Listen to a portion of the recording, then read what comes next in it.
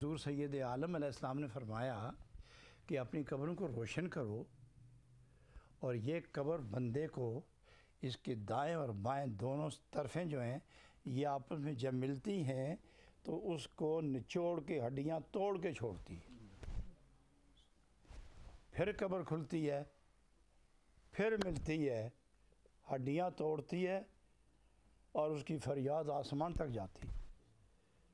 تو ایک صحابی عرض کرتے ہیں یا رسول اللہ قربان جائیں ہم آپ پر، یہ سب کے لیے؟ فرمایا سب کے لیے، جو نیک ہے ان کے لیے بھی اور جو نہیں نیک ان کے لیے بھی۔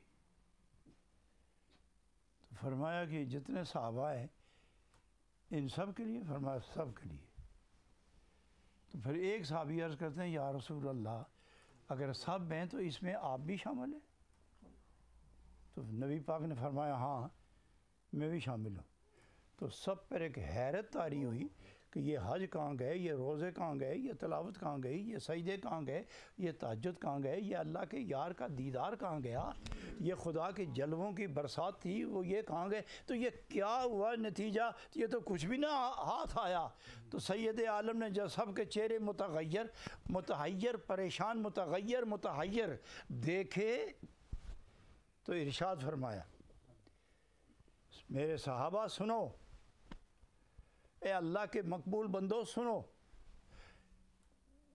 جس عورت کو 8 10 15 سال کے بعد اولاد ملے اور وہ 2 سال 2.5 سال 3 سال کا بچہ ہو، اور جب وہ اٹھا کے سینے سے لگا کے دباتی ہے اپنے سینے کے ساتھ، تو بچے کو چیختا دیکھا ہے آپ نے؟ جی نہیں۔ چلاتا دیکھا ہے؟ نہیں۔ روتا دیکھا؟ نہیں۔ اسے تکلیف میں مبتلا پایا؟ نہیں۔ فرمایا جس طرح بچے کو ماں سینے سے لگا کے چپک لیتی ہے، اس کو اپنے ساتھ چپکا لیتی ہے اور تکلیف نہیں ہوتی، صرف وہ اپنی تسکین کے لیے بچے کو سینے کے ساتھ لگاتی ہے، اس طرح خداوند تعالیٰ کے تمام نیک بندے ان کو قبر ملتی ہے لیکن برکت حاصل کرنے کے لیے ملتی ہے، اور جو باقی گناہگار لوگ ہیں ان کو نچوڑنے توڑنے کے لیے ملتی ہے۔